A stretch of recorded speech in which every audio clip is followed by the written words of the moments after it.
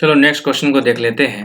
Next question क्या कहता है, the radius of a circle is 14 centimetre and the area of the sector is 102.7 centimetre square centimetre. The central angle of the sector is, यानी कि हिंदी में मैं पढ़ूं तो कुल मिला के ये कह रहा है कि कोई एक वृत्त है, तो वृत्त का जो रेडियस है यानी त्रिज्या जो है वो 14 सेंटीमीटर है, रेडियस जो है वो 14 सेंटीमीटर का है।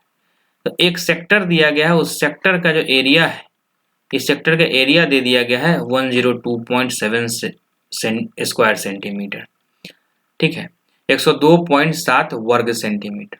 तो इसमें जो थीटा जो एंगल बनाएगा वो क्या होगा, ये हमसे पूछा जा रहा है।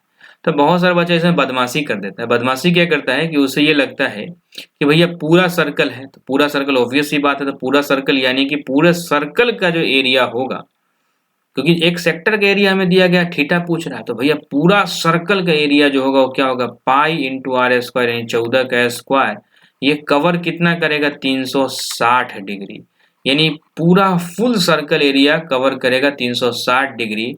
तो एक यूनिट ऑफ जो एरिया होगा, एक यूनिट एरिया जो होगा, क्षेत्रफल जो होगा वृत्त का, वो 360 degree divided by pi r square coverage करेगा। तो भैया 102.7 यूनिट कितना कवरेज करेगा, तो 360 डिग्री गुने 102.7 डिवाइडेड बाय पाई इंटू 14 का स्क्वायर।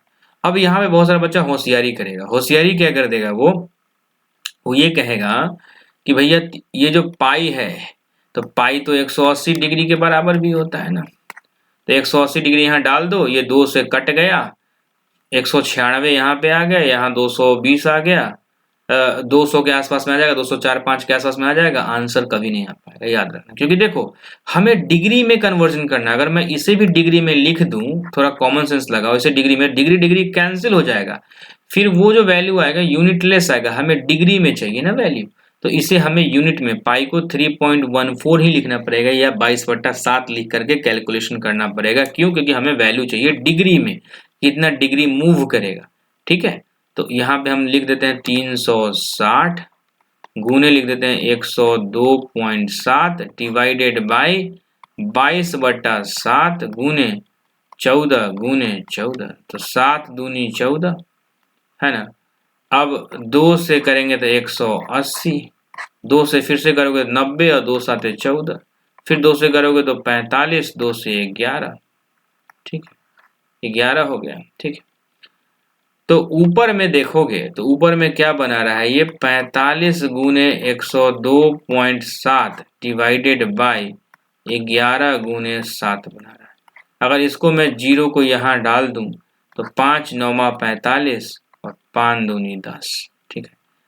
तो ऊपर में फिर से क्या बन गया, 9 गुने 102 227 डिवाइडेड बाई 11 गुने 14। क्या 11 से डिवाइड हो सकता है क्या? डिवाइड करके देखते हैं। 11 9 99 और 3 और 7 नहीं हो सकता, तो बस पूरे को डिवाइड कर दो, पूरे को गुणा करो, पूरे को डिवाइड कर दो, ठीक है। तो पूरे को गुणा कर देते हैं, तो चलो आओ गुणा करते हैं एक बार। तो इसको गुणा करने के लिए क्या करना होगा, 1027 को 9 को 10 - 1 लिख सकता हूँ क्या? बिल्कुल। तो 1027 0 है ना, तो 1 0 2 7 0, ठीक है, माइनस 1027 कर दो, जो भी आएगा वो आंसर आ जाएगा, ठीक है।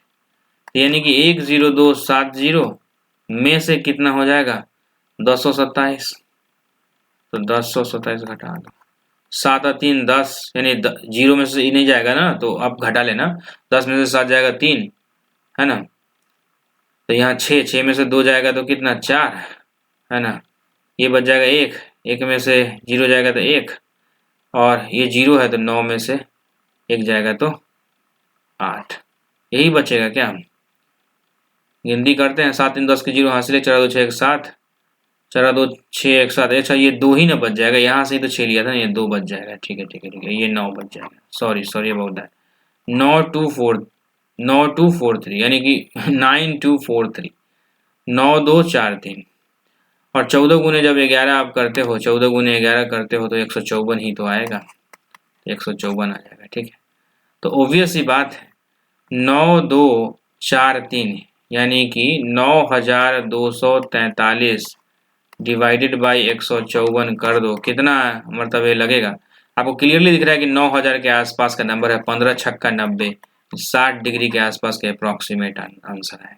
ऐसे में अप्रोक्सीमेशन लगाना चाहिए, 60 डिग्री के आसपास का आंसर, एक्यूरेट आंसर नहीं आएगा, 60 डिग्री ही आंसर आपका आएगा। ठीक है, एक बार मुझे रिफ्रेश कर लेने दो। चलो नेक्स्ट क्वेश्चन को देख लेते हैं। नेक्स्ट क्वेश्चन क्या कह रहा है, what is the compound interest. देखो चक्रवृद्धि ब्याज का सवाल है, ये चक्रवृद्धि ब्याज का सवाल है। Of 15,625 for 9 months when the rate of interest is 16% per annum and the interest is payable quarterly। चलो इसको हिंदी में एक बार मैं पढ़ के आपको बता देता हूं, फिर मैं इस क्वेश्चन को सॉल्व करूंगा। रुपए 15,625 का 16% वार्षिक ब्याज की दर से 9 माह का चक्रवृद्धि ब्याज क्या होगा। 9 महीने का चक्रवृद्धि ब्याज क्या होगा जबकि ब्याज तिमाही देय है, यानी 3 महीने में एक बार ब्याज दिया जा रहा है। उसी को तो क्वार्टर बोलते हैं, उसी को क्वार्टर बोलते हैं। तो सबसे पहली बात कि ऐसा क्वेश्चन जब भी आए तो आप ध्यान रखो कि ब्याज कब दिया जा रहा है। ब्याज कब दिया जा रहा है, ब्याज महीना में दिया जा रहा है, ब्याज साल में दिया जा रहा है। आप जो आदत जो आपका है वो क्या है, ईयरली कैलकुलेट करने का, यानी कि सालाना ब्याज कैलकुलेट करने का आपका आदत है। महीना में भी ये हो सकता है, या ये हो सकता है कि सेमेस्टर वाइज यानी 6 महीने में भी हो सकता है, या ये क्वार्टरली भी हो सकता है, यानी कि 3 महीने में भी हो। क्वार्टरली मतलब क्या हो गया कि एक साल में होता है 4 क्वार्टर, यानी कि 3 महीने में एक बार हम पेमेंट कर रहे होंगे। ठीक है, तो चलो सबसे पहले हमने क्या कहा कि भैया एक साल में कितना होता है, 4 क्वार्टर्स। तो एक साल का जो ब्याज है वो 16% का है। तो भैया महीना पूछता सीधे 12 से डिवाइड कर एक महीने का ब्याज आ जाता, लेकिन हमें क्वार्टरली चाहिए। तो एक साल में 4 क्वार्टर, तो 4 क्वार्टर में टोटल 16% ब्याज मिला। तो एक क्वार्टर में, क्योंकि ब्याज क्या है क्वार्टरली पेएबल है, तो एक क्वार्टर में निकाल लिया 4%। ठीक है, काम वही करना है। मैं इसमें शॉर्ट ट्रिक आपको बताऊंगा बिना किसी फॉर्मूला के, क्योंकि देखो फॉर्मूला जब आप प्रयोग करते हो चक्रवृद्धि ब्याज में ना, तो वो बहुत ही पेचीदा होता है। क्या होता है formula, principal into 1 plus R by 100 to the power n minus आपको principal amount, this will give you the compound interest. ठीक है, लेकिन चक्रवृद्धि ब्याज का यही फॉर्मूला होता है ना, मूलधन इंटू 1 प्लस है ना ब्याज का दर बटा 100 टू दी पावर n यानी नंबर ऑफ ईयर्स माइनस आपको मूलधन, तब ये कंपाउंड इंटरेस्ट चक्रवृद्धि ब्याज मिलता है आपको। लेकिन मैं आपको शॉर्ट ट्रिक बताऊंगा जो कि ईयरली मंथली हर एक चीज में आएगा। बस आपको ब्याज जो होता है ना, ब्याज किसी भी फॉर्मेट में दिया रहा है उसे बस आपको जिस फॉर्मेट में निकालना है उसमें पता करना है। लेट सपोज यहाँ पे हमें ब्याज जो दिया गया था ईयरली का दिया गया था, रेट ऑफ इंटरेस्ट, ब्याज का दर सालाना था 16% का, हमें निकालना है क्वार्टरली, 9 महीने के लिए, 3 क्वार्टर के लिए निकालना है मुझे। तो हम क्या करेंगे, जो भी ब्याज का रेट है उसे हम एक क्वार्टर में पहले लाने का प्रयास करेंगे। तो एक क्वार्टर का ब्याज कितना, 4% का।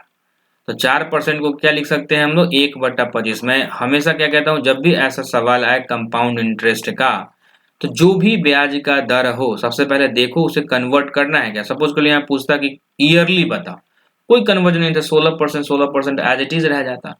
लेकिन अगर क्वार्टरली हो, मंथली हो, तो एक साल में होता है 4 क्वार्टर, तो 4 क्वार्टर में 16%, तो एक क्वार्टर में 4% का ब्याज। अब जब परसेंटेज में आपका ब्याज क्वार्टर के हिसाब से या महीना के हिसाब से जैसा भी सवाल का डिमांड रहा है वैसा आपने निकाल लिया है, तो उस परसेंटेज को आप फ्रैक्शन वैल्यू में कन्वर्ट करो। क्या करो, उसको फ्रैक्शन में कन्वर्ट करो। तो 4% को जब आप फ्रैक्शन में कन्वर्ट करोगे तो 4/100 यानी कि 1/25 हो जाएगा। ठीक है, 1/25 यानी एक क्वार्टर का जो ब्याज जो होगा वो 1/25 के बराबर हो रहा है। ठीक है, हमें किसका, 9 महीने यानी कि 3 क्वार्टर का ब्याज चाहिए, है ना। तो देख लेते हैं। तो यानी हर एक 25 रुपए, देखो इसको क्यों कहा मैंने कि परसेंटेज को फ्रैक्शन में बदलो, 1/25 हुआ, यानी 25 रुपया 26 रुपया में बदल रहा हो, यानी 25 रुपया मूलधन जो होगा 3 महीने में 26 रुपए में बदल रहा होगा। फिर जितनी बार कैलकुलेशन, सपोज कर लो एक क्वार्टर में हमने क्या कहा 1/25 फ्रैक्शन है, यानी कि एक क्वार्टर यानी एक 3 महीना में 25 रुपया हमारा प्रिंसिपल अमाउंट अगर मूलधन 25 है तो चक्रवृद्धि ब्याज लगा करके जो पैसा आएगा वो 26 रुपया हो जाएगा। लेकिन हमें क्या करना है, जितनी बार के लिए निकालना रहे, 2 साल 5 साल 2 क्वार्टर 3 क्वार्टर 4 क्वार्टर, उतनी बार इसको हम रिपीट करके लिखेंगे। ठीक है, तो यहाँ पे क्या है 9 महीने, तो 9 महीने बराबर कितना होता है 3 क्वार्टर, तो 3 बार यहाँ पे ये टर्म को लिखो। क्या किया हमने, परसेंटेज में निकाला, सबसे पहले चेंज किया, ईयरली को क्वार्टरली में ब्याज को कन्वर्ट किया, फिर ब्याज को परसेंटेज से फ्रैक्शन में निकाला, फिर क्या कहा 25 और एक बढ़ा के यहाँ लिख दिया 25 का 26, जो ही पूर्णांक में रहेगा तो नीचे वाला रहेगा प्रिंसिपल अमाउंट, दोनों को जोड़ दोगे न्यूमरेटर डिनोमिनेटर को तो फुल अमाउंट, तो 25 रुपया 26 में बदल गए एक क्वार्टर के लिए, दूसरे क्वार्टर के लिए और तीसरे क्वार्टर, 3 ही क्वार्टर का पूछ रहे हैं, यहाँ पे स्टॉप कर जाएंगे। अब इधर भी मल्टीप्लाई कर दो, इधर भी मल्टीप्लाई कर दो, 25 25 625, 625 में 25 से अगर आप करते हो तो कितना आएगा, तो कुछ नहीं करना है, यहाँ पे सीधे आप लिखो कि 25 का जो क्यूब होगा वो मूलधन बन जाता है 26 के क्यूब, यानी 25 का क्यूब जो मूलधन होगा टोटल अमाउंट इसके बराबर का आएगा। ठीक है, तो कह रहा है कि what is the compound interest of ये अमाउंट का कंपाउंड इंटरेस्ट क्या होगा। ठीक है, तो आसान है कि कंपाउंड इंटरेस्ट हमें पूरा अमाउंट का पूछा है ना, what is the compound interest of इतना इतना फॉर 9 मंथ्स, यानी ये क्या है अमाउंट नहीं प्रिंसिपल अमाउंट है भैया। सबसे पहली बात कि आपको पता है कि 25 का क्यूब जो प्रिंसिपल अमाउंट, मूलधन अगर 25 का क्यूब हो तो ये टोटल अमाउंट इतने में कन्वर्ट हो जाता है। ठीक है, तो एक यूनिट का कन्वर्जन कितना होगा 26 का क्यूब डिवाइडेड बाई 25 का क्यूब होगा। तो ओवरऑल जो प्रिंसिपल अमाउंट है हमारे पास वो कितना है 15,625 है।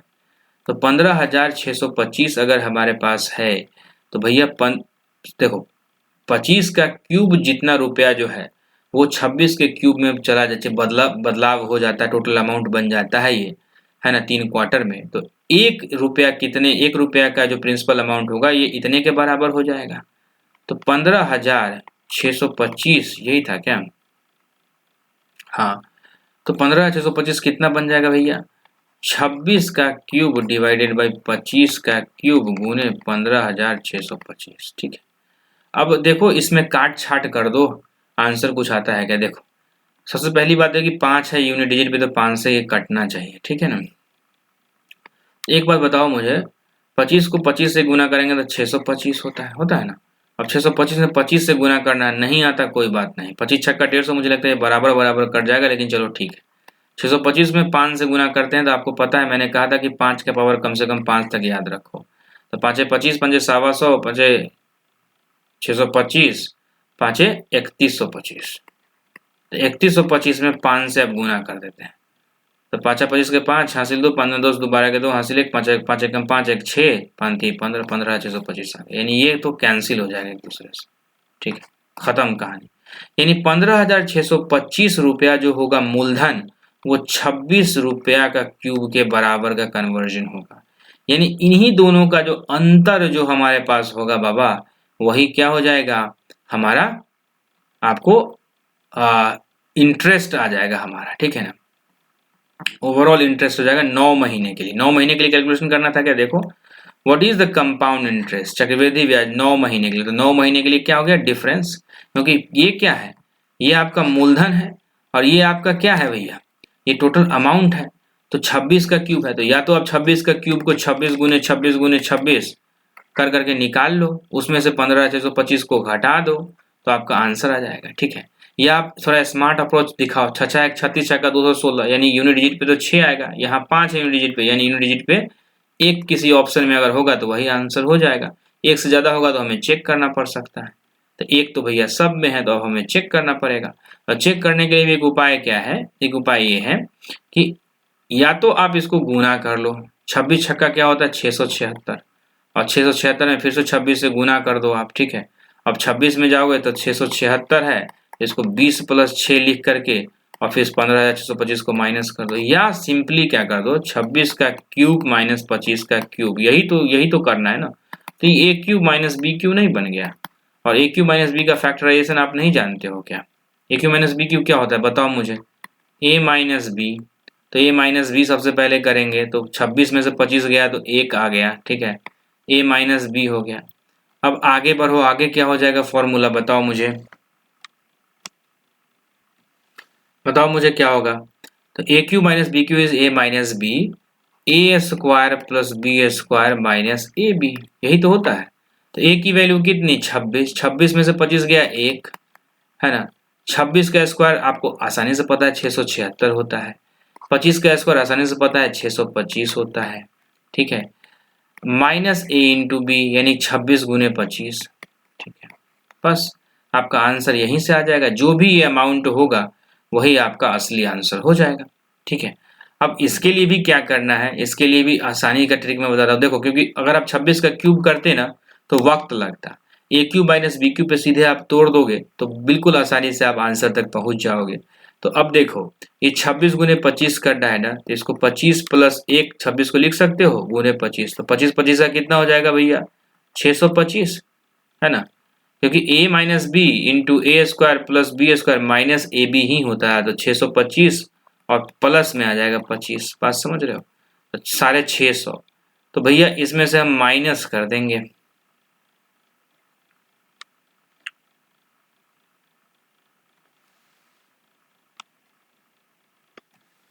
अरे यार फिर से यहाँ पे मिस्टेक हो गया, देखो यहाँ पे प्लस होता है एक्चुअली, ठीक है, a cube minus b cube is a minus b, ये बाहर में ए माइनस बी होता है, अंदर में सब प्लस में होता है, a square plus b square plus a b, तो ये प्लस में होगा, बाकी चीज तो सेम ही है। 26 गुने 25 करोगे तो 26 को 25 प्लस 1 लिख दो, गुना करने में दिक्कत है, 25 25 625, 25 से कम 25 तो 650, यानी कि ये ओवरऑल क्या बन जाता है 676, 625 और 650, सबको ऐड कर दो, 6 5 11 1 1 हासिल 1 7 1 8 और 2 10 5 15 के 5 हासिल 1 6 का 18 1 19, 1951 कहीं पे आंसर में है क्या, लेट अस सी दैट, 1951 है, यही आंसर होना चाहिए। अगर कोई गलत आंसर हो तो आप प्लीज कमेंट में आप लिखना कि इस क्वेश्चन का ये आंसर है, मैं उसे सुधार कर दूंगा, उसके लिए शॉर्ट वीडियो बना दूंगा, ठीक है। क्योंकि कई बार क्या होता है कि एक ही बार मैं बहुत ज़्यादा मैं क्वेश्चन लेता हूँ, बहुत सारे कॉन्सेप्ट्स को मैं क्लियर करवाता हूँ, बहुत सारे कॉन्सेप्ट को एक साथ लेके चलता हूँ, कई बार एनर्जी ड्रेन हो जाती है तो दिक्कत होती है। जैसे अभी देख लो टाइम कितना है, 2:52 हो रहा है सुबह का, यानी कि 3 बज रहा है, राइट। तो एनर्जी कभी कभी ड्रेन हो जाता है, राइट। तो आप मुझे बताना कहाँ पे क्या समस्या है, फिर मैं उसको सॉल्व कर दूंगा, ठीक है। अभी मैं इसको एक बार रिफ्रेश कर लेता हूँ ताकि ये सब क्लीन हो जाए, फिर अगले क्वेश्चन को देखते हैं।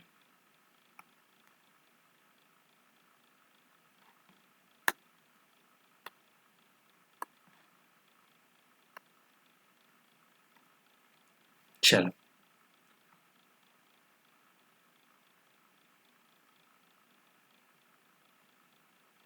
हाँ ओके, तो नेक्स्ट क्वेश्चन है, the altitude of a right angled triangle is 6 centimetre less than it's base.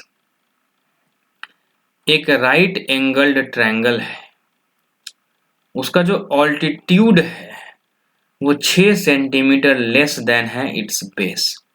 तो बेस अगर बी है तो ऑल्टीट्यूड जो है वो क्या है 6 सेंटीमीटर लेस देन है बेस, यानी कि बेस में से 6 सेंटीमीटर घटा दो, ये है। इफ द हाइपोटेनस इज इतना, the other two sides are कितना, ठीक है। यानी ये कह रहा है कि भैया ऑल्टीट्यूड यानी ये जो परपेंडिकुलर है, ये जो हाइट है, ये ऊंचाई जो है वो क्या है, किसी भी राइट एंगल्ड जो त्रिभुज है उसका 6 सेंटीमीटर ऑल्टीट्यूड है, 6 centimetre less than it's base, base से 6 सेंटीमीटर कम है। तो बेस अगर बी है तो इसका क्या हो जाएगा b माइनस 6, और हाइपोटेनस यानी कि कर्ण जो है वो दिया गया है हमें, इसको हिंदी में एक बार मैं पढ़ लेता हूं ताकि आसानी हो। एक समकोण त्रिभुज की ऊंचाई इसके आधार से 6 सेंटीमीटर कम है, तो आधार को हम मान लेंगे x, तो जो ऊंचाई होगा वो क्या हो जाएगा x माइनस 6। यदि अतिभुज यानी कर्ण जो है वो 218 है, तो आपको पता है कि राइट एंगल ट्रायंगल में पाइथागोरस थ्योरम लगता है, यानी कि ऊंचाई का स्क्वायर प्लस आधार का स्क्वायर इज इक्वल टू कर्ण का स्क्वायर। तो ऊंचाई का स्क्वायर अगर मैं करने जाऊं तो x माइनस 6 का होल स्क्वायर प्लस आधार यानी x square is equals to 218 हो जाएगा। ठीक है, इस क्वेश्चन को हमें सॉल्व कर करके 218 तक अगर पहुंचना है तो ऑब्वियस सी बात है हम ऑप्शंस को भी चेक कर सकते हैं। कैसे चेक कर सकते हैं बाबा? अगर मान लेते हैं कि बड़े वाले को मैं 11 मान लूं तो 121 हो जाएगा और 5 25 हो जाएगा, यानी 11 में से अगर 6 जाएगा तो 5 ही बचेगा, तो 5 25 यूनिट, 6 यूनिट प्लेस पे 6 आएगा जो कि आंसर में नहीं है, यानी ये आंसर नहीं हो सकता। यूनिट प्लेस से फिर से मैं कर रहा हूँ।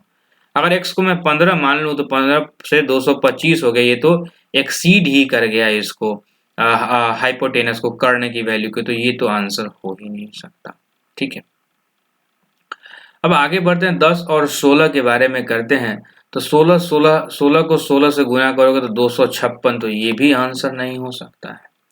आंसर हो सकता है कि नहीं, क्योंकि ये वैल्यू अकेले ही उससे ज्यादा हो गया। बोले अन्य दो भुजाएं क्या होंगी, तो भैया 16 का स्क्वायर प्लस 10 का स्क्वायर ज्यादा हो जाएगा, 15 का स्क्वायर 9 का स्क्वायर ऐड करोगे 218 ज्यादा। कभी किसी कीमत पे 218 से ज्यादा ये नहीं हो सकता है ना। 11 का स्क्वायर 121 कर दूं और 25 कर दूं, ये भी नहीं पुर रहा है, तो ये तीनों में से कोई भी आंसर है, none of the above will be the answer.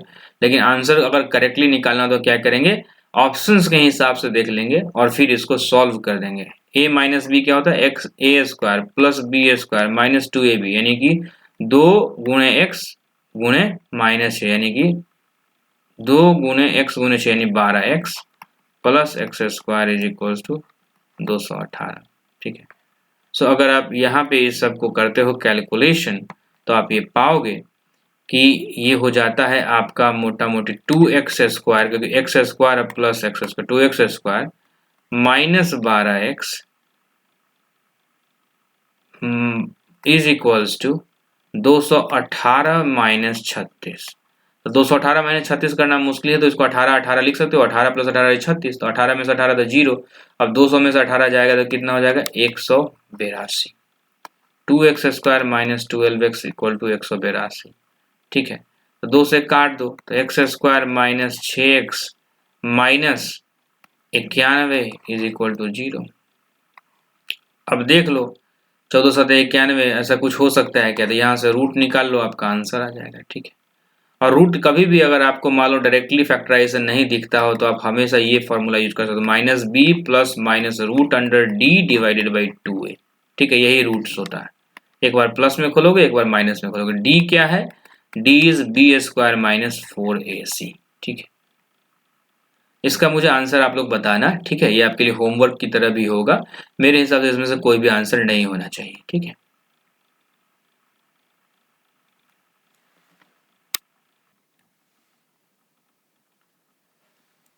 चलो एक्चुअली मैं सोचा था कि इस क्वेश्चन को आपके लिए छोड़ दूंगा और ये आपके लिए होमवर्क हो जाएगा और मैं थोड़ा ब्रेक ले लूंगा, लेकिन चलो मैं क्वेश्चन को करवा ही देता हूँ। जब यहाँ तक पहुँच ही गया हूँ तो क्वेश्चन को पूरा का पूरा करवा ही देता हूँ। इसके बाद भी कुछ क्वेश्चन बचे हुए हैं, उस सबको पूरा कंप्लीट करके मैं सोऊंगा। ठीक है, चलो आपको पता है इक्वेशन क्या है, x square minus 6x minus 91। मैंने आपको बताया कि जब कोई फैक्टराइजेशन ना दिखे तो आप इस प्रकार से जा सकते हो। ठीक है, लेकिन यहाँ पे क्लियरली दिख रहा है 91 का क्या हो जाएगा, 91 का फैक्टराइजेशन क्या है, 13 गुणे 7। अच्छा, 13 गुणे 7 को अगर मैं माइनस कर दूं तो 6 आ सकता है क्या, बिल्कुल आ रहा है। लेकिन 6 क्या आ रहा है, माइनस में आ रहा है। 6 क्या आ रहा है, माइनस में आ रहा है, यानी कि बड़ी संख्या जो है माइनस में होनी चाहिए। ठीक है, बड़ी संख्या क्या होनी चाहिए, माइनस में होनी चाहिए। तो हम क्या कहेंगे, x square minus 13x plus क्या हो जाएगा 7x। तो माइनस 13 में 7 गया तो माइनस 6x और 13 7 91, यानी कि माइनस में 91 इक्वल टू 0। तो x माइनस 13 प्लस आपको 7 x माइनस 13 इक्वल टू 0, यानी x इक्वल टू 13 और x इक्वल टू माइनस 7। तो माइनस 7 तो हो नहीं सकता, तो x इक्वल टू 13। तो x 13 यानी कि ब्रेथ जो है, यानी चौड़ाई जो है अगर 13 है तो लंबाई क्या है, 13 में से 6 चला जाएगा यानी कि 7 हो जाएगा। ठीक है, 13 और 7, यहाँ से रूट भी आ रहा था 13 और 7, यहीं से डायरेक्टली भी कह सकते हो वहां से, लेकिन हमने देख लिया। ठीक है, 13 और 7 ठीक कंप्लीट। तो 13 और 7 अगर आ गया तो ओबियस सी बात है 13 7 किसी ऑप्शन में नहीं है, तो आपका answer none of the above हो जाएगा। लेकिन चलो 13 और 7 को क्रॉस चेक कर लेते हैं, यूनिट डिजिट से कैसे करते हैं हम। 13 का स्क्वायर प्लस 7 का स्क्वायर, इजीली, ज़्यादा दिमाग नहीं लगाना। 7 7 49, 9 आ गया, और 3 तिहाई 9 तो 9 आ गया, 9 9 18, तो यूनिट प्लेस पे 8, तो 8 है तो आंसर हो जाएगा। लेकिन एक बार करके भी देख लेते हैं। 13 का स्क्वायर 169, कई बार क्या होता है यूनिट प्लेस पे कई जगहों पे सेम ही अंक रहेगा, तो उस स्थिति में आपको कंप्लीट आंसर निकालना पड़ेगा। 7 7 49, दोनों को ऐड करो 218 के बराबर आ जाएगा, कहानी खत्म है। ठीक है, चलो नेक्स्ट क्वेश्चन को देखते हैं। नेक्स्ट क्वेश्चन क्या कह रहा है, arrange the following fractions in ascending order. देखो ये ऐसे क्वेश्चन को स्टार मार्क कर लो, ये एग्जैक्टली रिपीट हुआ है क्वेश्चन। फ्रैक्शंस अगर है तो पी बाई क्यू के फॉर्मेट में होगा, न्यूमरेटर अपन डिनोमिनेटर होगा। ऐसे क्वेश्चन में हमेशा डिनोमिनेटर को क्या कर लो, सेम कर लो, ताकि आप इजीली अरेंज कर सको। अब इस सब का आप एलसीएम देख सकते हो। एक तो एलसीएम आप ऐसे कैलकुलेट कर सकते हो, 18 36 45 और 60, जैसे आप करते हो 2 से फिर 3 से लगा के कैलकुलेट कर लो। या फिर जो सबसे इस समय मैक्सिमम, सबसे जो बड़ा नंबर है, जो ग्रेटेस्ट नंबर है, जो सबसे बड़ा नंबर है, उसको हाईलाइट करो और उसका पहाड़ा पढ़ो। 60 एकम 60, क्या 60 सबसे है क्या, नहीं है, यानी कि लोएस्ट कॉमन मल्टीपल नहीं हो सकता, ये लघुत्तम समापवर्तक नहीं हो सकता। 60 गुने 2 यानी 120, 120 क्या सबसे कट सकता है क्या, बिल्कुल नहीं कट सकता है ना। किसी से कटेगा, किसी से नहीं कटेगा, राइट ना। तो 120 अगर नहीं कट रहा है तो ऑब्वियस ही बात है ये भी नहीं हो सकता। 60 गुने 3 यानी 180, 180 क्या सबसे करेगा, हाँ 45 चौका 36 पाँचे 18 दाएं के 180, यानी 180 नीचे में कर दूं तो बात बराबर हो जाए। तो 180 18 से कितनी बार लगेगा, 10 टाइम। तो ऊपर में क्या लिख देंगे हम लोग, 13 वाले को क्या लिखेंगे हम लोग, 130, फिर 36 पाँचे तो 29 पाँचे, तो 29 पाँचे कितना हो जाएगा भैया, 9 बचे 45 के 5 4, 5 10 4 14, तो 145, फिर 41 45 से 180 4 टाइम लगेगा, तो 41 चौका 4 4 एक कम 4 4 चौका 16, 164, और 60 तिहाई 180 51 तिहाई कितना हो जाता है, 153।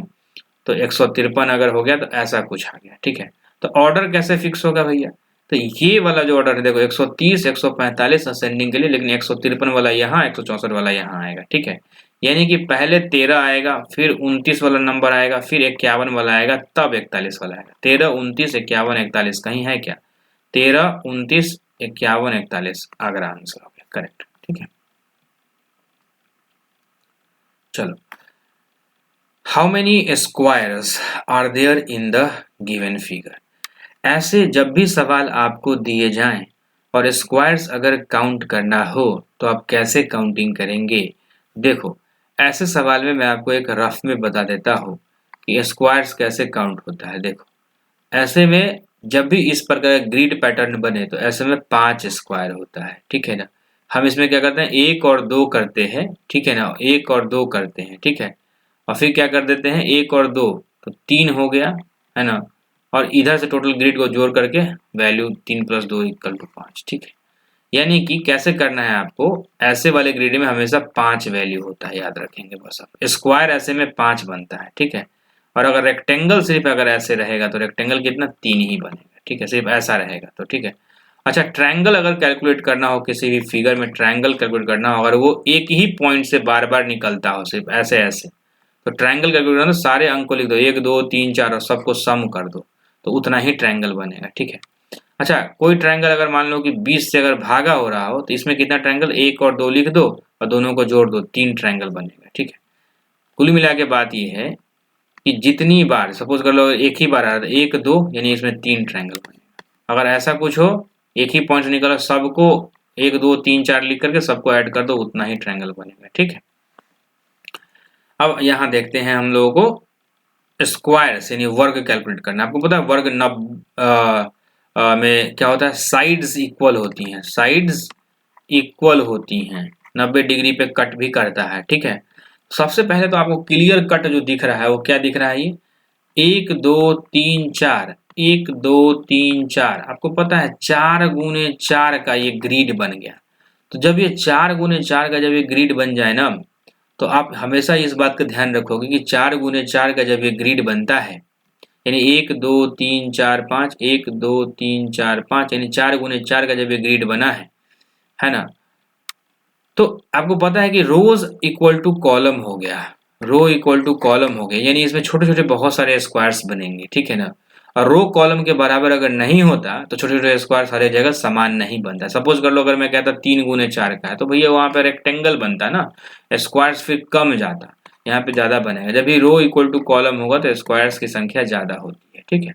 तो इसमें स्मॉलर स्क्वायर, सारे ग्रिड वाले स्मॉलर स्क्वायर। जब भी याद रखना, एक चीज में कंफ्यूजन कभी नहीं करना है कि रो और कॉलम दोनों जब बराबर हो जाए कोई ग्रिड में, तो जो भी छोटे छोटे जो ग्रिड्स दिखते हैं, ये सेल्स जो दिख रहे हैं, वो सब के सब स्क्वायर है, काउंट कर सकते हो आप। तो 4, 8, 12, 16 तो ऐसे ही छोटे छोटे स्क्वायर्स हो गए, ठीक है। 16 क्या हो गए? छोटे छोटे स्क्वायर्स। अगर इसको तुम ऐसे ट्राई कर लो, सपोज कर लो अगर सिर्फ इस ग्रिड को मैं लेता हूँ, ऐसे करके मैं ले रहा हूँ, तो इसमें मैं कितना बताऊं, कितना बनाऊं बताओ। तो इसमें आपको कितना है भैया, ये कितने इंटू कितने का आप इसको कह सकते हो, बताओ मुझे। इसको कितने इंटू कितने का मैं कह दूं, 2 × 2 का कह दूं तो इसमें क्या बना है, 5 बना है ना। 2 × 2 का कह दूं तो 5 बना है। अच्छा मैं 3 × 3 का अगर कह दूं तो, फिर 3 × 3 का कह दूं तो ऐसे इसी प्रकार से बढ़ता चला जाता है, ठीक है। तो यहाँ पे देखो छोटे छोटे जो स्क्वायर्स बनेंगे वो कितने बनेंगे, 16 बनेंगे, ठीक है। अब हम इसको चेंज करके दोबारा से मैं कैलकुलेट करके आपको बताता हूँ दूसरे वाले स्क्वायर्स, ठीक है। अब देखो छोटे छोटे स्क्वायर्स तो बन गए, अब मीडियम साइज के स्क्वायर्स की बारी है। मीडियम साइज के स्क्वायर्स बारे दिस टाइप्स ऑफ स्क्वायर्स, ठीक है। तो अगर इसी को मैं बेस मान लूं, यहाँ से ऊपर की तरफ बढ़ूं, तो ये पहला स्क्वायर हो गया ना। चलो अब मैं एक दूसरा स्क्वायर आपको ड्रॉ करके दिखाता हूँ। ये हो गया आपको दूसरा स्क्वायर, हो गया 2 स्क्वायर। अच्छा इसके बीच में भी कोई स्क्वायर दिख रहा है क्या, तो आप कहोगे हाँ सर बिल्कुल दिख रहा है, ये तीसरा स्क्वायर है। देखो ये 3 स्क्वायर तो यहाँ से है ना, तो 16 + 3 लिख दिया मैंने, ठीक है। अब देखो सेम चीजें यहाँ पर भी आ रही हैं, क्या आ रही हैं, एक स्क्वायर यहाँ पे बन गया, ठीक है। ऑब्वियसली एक स्क्वायर ये बीच वाला पार्ट बन जाता है, ठीक है। और एक स्क्वायर उसका बगल वाला पार्ट बन जाएगा, यानी ये वाला पार्ट बन गया एक स्क्वायर, यानी 3 स्क्वायर तो यहाँ से भी आ गया। 16 × 3 = 19 और 3 × 22 स्क्वायर तो अभी तक हमारा आ चुका है, ठीक है। अच्छा देखो हमने अलग अलग बेसिस कैलकुलेट किया था। अब बताओ मुझे कि क्या मैं इन दोनों को लेके कर सकता हूँ क्या। मैंने पहले के 2 रोज को लेके बनाया था, फिर अंतिम के 2 को, बीच वाले 2 को लेके बना सकता हूँ क्या, बिल्कुल बना सकता हूँ। एक हो गया, फिर यहाँ पे ये दूसरा वाला आ जाएगा, और फिर यहाँ से ये तीसरा वाला आ जाएगा, 3 तो यहाँ से भी बन गया, ठीक है।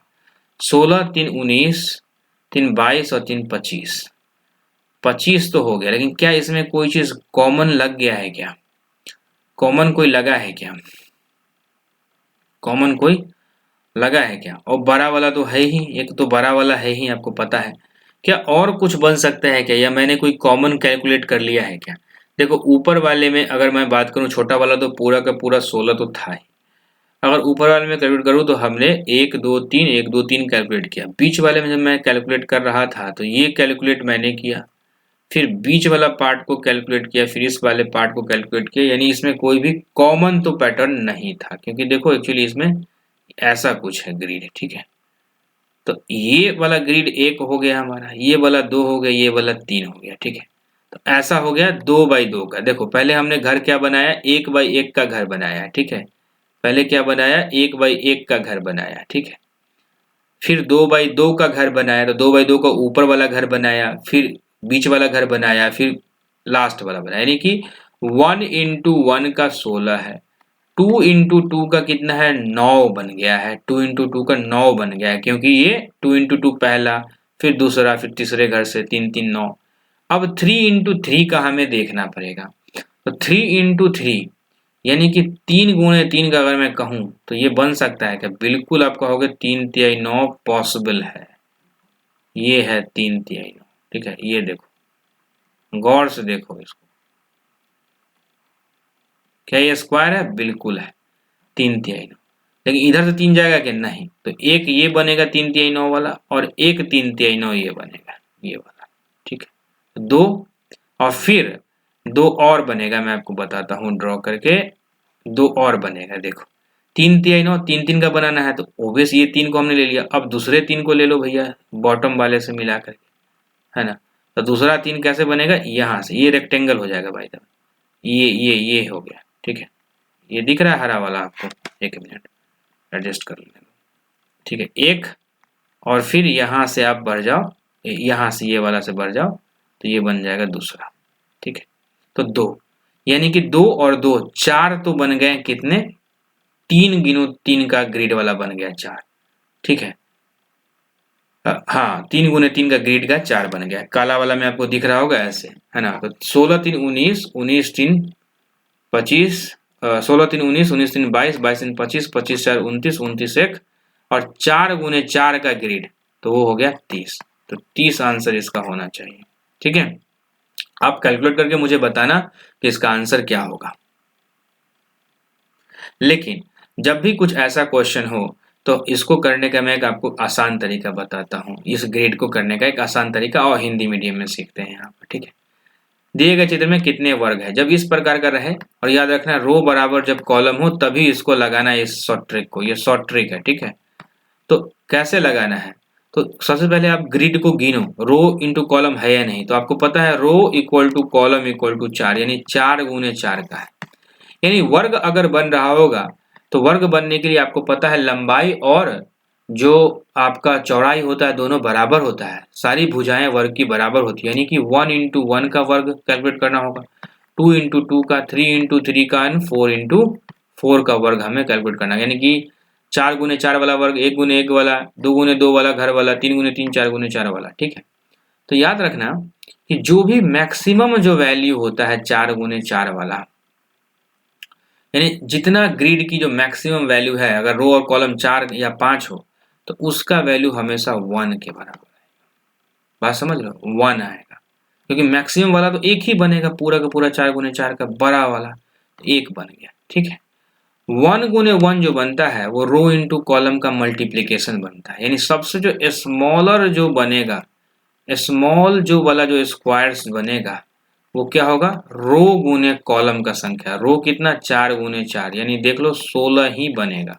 कैलकुलेट कर लो, 1 2 3 4 5 6 7 8 9 10 11 12 13 14 15 16, 16 बनेगा, ठीक है।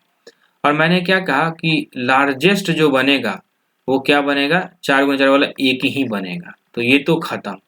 तो भैया 1 गुने 1 बन गया, 4 गुने 4 बन गया, अब 2 गुने 2 और 3 गुने 3 का हमें कैलकुलेशन करना है, ठीक है। तो 2 गुने 2 जो बनता है उससे एक एक कम वैल्यू बनता है, यानी कि सपोज कर लो स्मॉलर वाला अगर 4 गुने 4 था तो 2 गुने 2 क्या बनेगा, 3 गुने 3, यानी 9 बनेगा 2 गुने 2, और फिर उससे एक कम चले जाओ 3 गुने 3, यानी 2 गुने 2 यानी कि 4 ही बनेगा, और 1 गुने 1 वाला हमेशा एक ही होता है। तो 16 9 25 4 29 1 30 आंसर खटाक से, ठीक है। ऐसे आप करोगे शॉर्ट ट्रिक से, क्या करोगे, जब किसी भी में वर्क कैलकुलेट करना हो, रो और कॉलम जब बराबर हो, तो सबसे जो रो और सबसे स्मॉलेस्ट वाला 1 इंटू 1 वाला जो स्क्वायर्स का संख्या होगा कितना होगा, रो इंटू कॉलम, फिर 2 इंटू 2 के लिए क्या करना है, उससे एक एक घटा देना है, यानी 3 इंटू 3, और फिर 3 इंटू 3 वाला स्क्वायर्स कितना बनेगा, तो 3 में से फिर इसे घटा 2 इंटू 2, और सबसे लास्ट वाला जो कितना बचेगा, तो लास्ट वाला बनता है हमेशा 1 इंटू 1, यानी कि एक ही बनता है, ठीक है। ऐसा करके कैलकुलेशन करते हैं, सबको जोड़ दो आपस में, आपका आंसर आ जाएगा, ठीक है। चलो इसको एक बार मैं रिफ्रेश कर देता हूं, फिर आते हैं।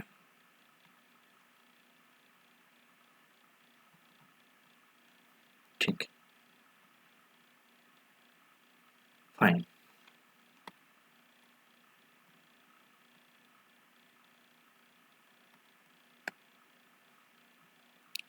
Okay, so let's see next question. A man fills a basket with eggs in such a way that the number of eggs added on each successive day is the same as the number already present in the basket. यानी एक व्यक्ति है, ये व्यक्ति है और इसके पास एक टोकरी है, ठीक है। इस टोकरी में ये अंडे डाल रहा है, रोज अंडे डालता है, और ये उतने ही अंडे डालता है जितना अंडा ऑलरेडी प्रेजेंट है, यानी पहले दिन अगर एक अंडे डाला तो दूसरे दिन भी एक ही अंडे डालेगा, लेकिन अब चूंकि 2 दिनों में 2 अंडे हो गया था, तीसरे दिन 2 अंडे और डाल देगा, 4 हो गया। अब तीसरे दिन में क्या डालेगा, 4 अंडे और डाल देगा, यानी 8 हो गया। चौथे दिन में 16 अंडे डालेगा, क्योंकि 16 अंडे प्रेजेंट है, यानी जितना अंडा वो एक दिन में डालता है, उसके अगले दिन उसका ठीक मतलब क्या करता है, जितना बास्केट में होता है उतना डाल देता है। This way the basket gets completely filled in 24 days. ऐसा करते करते ये व्यक्ति जो है इस डब्बे को फुल कर देता है, कितने दिन में, 24 दिनों में फुल कर देता है। After how many days the basket was 1/4 full. यानी कह रहा है कि ये व्यक्ति अगर 24 दिन में अगर ये व्यक्ति फुल कर देता है तो 1/4 कितने दिनों में था। तो सबसे पहली बात तो ये है कि देखो, अगर आप ऐसे करोगे तो आप फिर फंस जाओगे। कैसे, एक अंडा से मान लो आपने चालू किया कि पहले दिन एक अंडा रखा, क्योंकि बास्केट में अब एक ही अंडा है, दूसरे दिन एक अंडा रखा तो 2, अब तीसरे दिन 2 अंडा रख दिया, अब चूंकि 4 हो गया तो चौथे दिन 4 अंडा रख दिया, फिर चूंकि 8 हो गया तब 8 अंडा रख देगा, ठीक है, फिर 16 अंडा। ऐसे करोगे तो आपको बहुत समय लगेगा, क्वेश्चन सॉल्व नहीं होगा। आप इसमें रिवर्स इंजीनियरिंग करो, उल्टा आ जाओ। यानी ये क्या कह रहा है कि 24वें दिन 24th डेज में ये फुल था भैया, यानी 23rd डे में हाफ रहा होगा, 50% रहा होगा, तभी तो 50% डाला ना, तभी तो फुल हुआ ना। क्योंकि ये क्या कह रहा है कि बास्केट में ये उतना ही अंडे डालता है जितना अंडे पहले से मौजूद था। यानी सपोज कर लो अगर 23वें दिन में 50 अंडा मौजूद था, यानी 24वें दिन में 50 अंडा और डाला तो 100 अंडा फुल हो गया, ठीक है। यानी अगर इससे एक दिन और मैं पहले जाऊं तो पक्का है कि इसमें 25% ही अंडा रहा होगा, तभी तो 23वें दिन के लिए 25% और डाला होगा। मान लो कि अगर उसके टोकरी में 22वें दिन में अगर 25 अंडा रहा होगा, 22वें दिन में अगर 25 अंडा रहा होगा तो इसने क्या किया होगा, 23वें दिन में भी 25 अंडा डाला होगा तो 50 अंडा पुड़ गया होगा। यानी कि 1/4, 25 क्या है, 25% क्या है, 1/4, यानी 22वें दिन में 1/4 अंडा था। तो 22वां दिन कहीं दिख रहा है क्या, वही आपका आंसर हो जाएगा बिल्कुल।